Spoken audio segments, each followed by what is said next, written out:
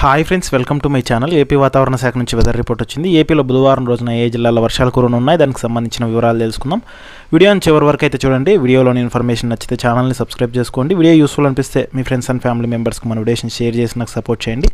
చాలామంది వీడియోస్ చూస్తున్నారు కానీ లైక్ చేయట్లేదు. మీరు లైక్ చేస్తే నాకు అంత సపోర్టివ్గా ఉంటుంది. వీడియో కూడా ఎక్కువ మందికి చేరుతుంది. దానివల్ల వీడియోలోని ఇన్ఫర్మేషన్ ఎక్కువ మందికి తెలిసే అవకాశం అయితే ఉంటుంది. ఇక లేట్ చేయకుండా టాపిక్లోకి వెళ్ళిపోదాం.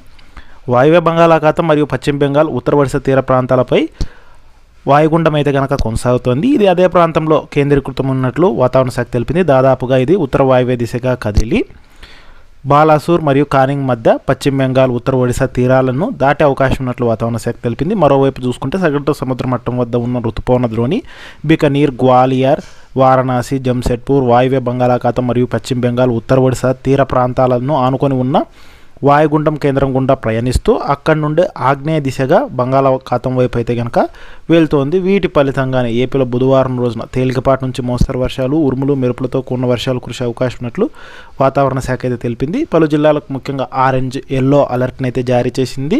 బలమైన ఈదురుగాలు కూడా 45 నుంచి 55 కిలోమీటర్ల వేగంతో వీస్తాయని అయితే తెలిపింది.